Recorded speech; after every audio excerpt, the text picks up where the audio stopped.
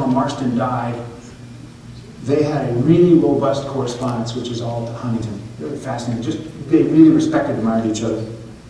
So Fulmer was like, okay, this was really fun. He's already built the Mosia. He knows about a different flavor of boat. This is the kind of boat they were on. This is a Nevills Sadirons. They still run in the canyon today. Greg Reef, and Tom Myers takes these down the river on occasion. They don't have as much rocker. Of course, back in the 40s, they really didn't have even a seat for a passenger. There was no storage in the footwell. One of the complaints about this boat was if a wave came at you sideways, it would fill the footwell with 55 gallons of water. And you had to bail all that out. So Fulmer wasn't saying much. He was just kind of sucking it all in like a sponge. And he was running rivers. 1950, he ran the Yampa twice in the Mosia. 1951, he went to Basin Desolation Gray with Marston and had a great trip. 52, left to Lee's Ferry. And he's driving this boat all the way from Muncie and boating. But he wanted something a little bigger for Van Canyon. He just thought this little Mosia is too small. So he built the Gem, 1950 to 52. George, his stepdad, and Emma, his mom. That's where Gem comes from. This is his niece and nephew, a little more on his niece in a minute. So the Gem, 15 foot long, same 15-inch rocker. It's got that little square end on it. That's called a transom. Mackenzie River drift boat's a double-ender with a transom.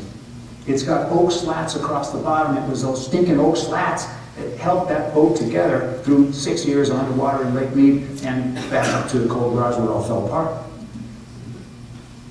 This boat actually had a seat for a passenger, and it had a fisheye deck in the front.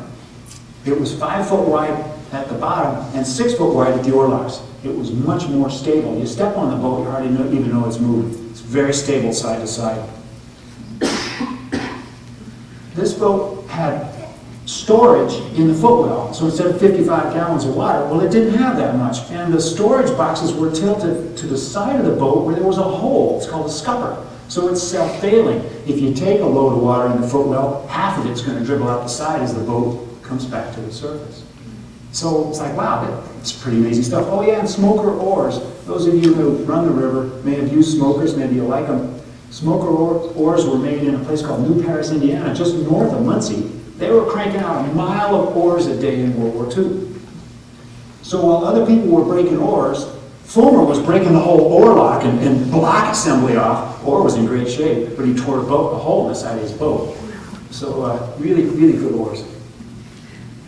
1954 correspondence, Fulmer was introduced to this guy, Pat Riley, through Doc Marston.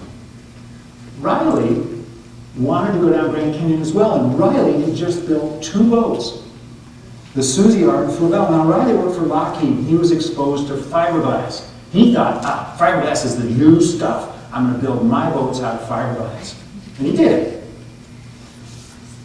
Well, they look kind of like the cataract boats in that they've got this 90-degree side, but they're not real square on one end. They're double enders. They're pointed on both ends. Look at all the storage in the middle.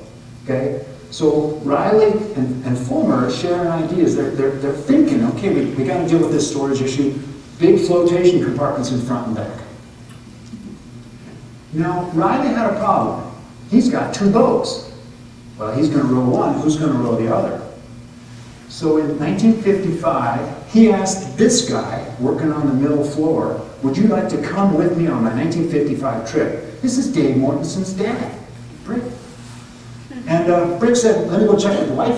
Checked with the wife, came back and said, yep, I can go on the trip. Great, because the guy who's going to row the other boat is a guy named Martin Litton. But Litton falls off a horse, breaks his collarbone. Martin's going to come with his wife. Now he's like, hey, Pat, got a problem here. I got my arm sling. I can't row your boat. So Riley goes, okay, goes back to work, sees Mortenson, walks up to Mortenson and says, hey, will you row my other boat instead of being a passenger? This guy's never rowed a boat before. He's going to Grand Canyon. He says, just don't tell my wife. And off they went. Meanwhile, Fulmer has been playing with 16mm film. He's been taking pictures of his 1940s and 50s river runs, doing some pretty amazing stuff. He'll have a packed audience in Muncie collecting a nickel a person.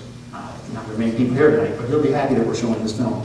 So by the time these trips all come together, he's got his videography down, as you'll see in this film. These guys all get together at Lee's Ferry and head on downstream in 1955. In those days, they lined Lava Falls. They were out in the middle of nowhere. There was no NPS helicopter to come save them. There was no trip just downstream, except in 58. I'll talk about that. And so they lined. If they were worried about safety, they lined. That makes sense. I can understand that.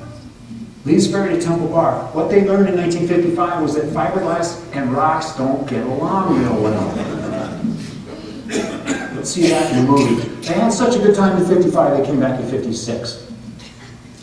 And this time, Dave Mortenson's got swept away to Japan to work for Lockheed, and Martin finally gets his hands on the oars. This is Martin Litton's first river trip. When I asked Martin about the gem, what he thought about the boat, quote, "It's a fine little dory."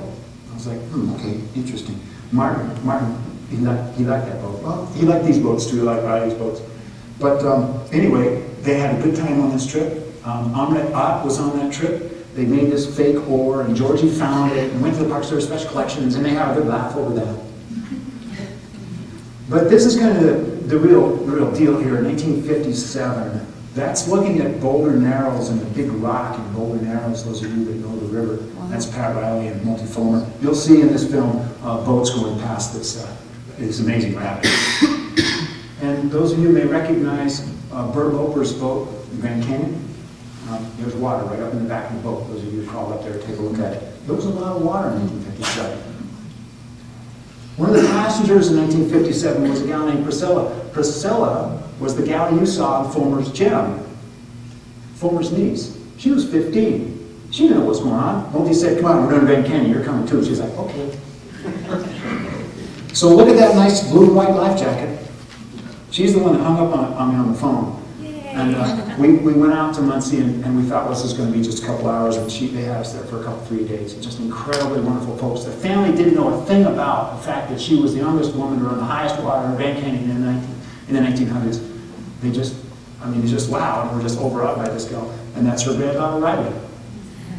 She was the one who, when we had heard that the 60mm film of Fulmer's had been swept away to the dump 7 years earlier, she said, "Oh yeah, but I got the video here. Can we have a copy?" Sure, and that's what you're going to see today. So thank her for keeping a copy of that. Fulmer took the 60mm film and converted it to video and music, and so that's what you'll see. When he showed the film, he would comment on it, and so that's what I'm going to do. They got to Phantom Ranch in 1957. They called to the guy who was going to pick them up in Temple Bar, and the guy said, "There's 3 miles of driftwood out there. You're going to have to leave your boats, walk 3 miles. I'll pick you up on the other side of the driftwood and take you back to Temple Bar." And they said, "Nah, you know what? We're going to leave the boats and hike out." And they did. They hiked right back in 58. You'll see that in the film. And this is when the gem is lost. On that trip, they got to Phantom Ranch. There's Georgie there. Georgie's got the elephant rig, and she's got her oared 10-man. Triple rig. She's going to be a day ahead of these guys, and that's going to be important in how this story plays out.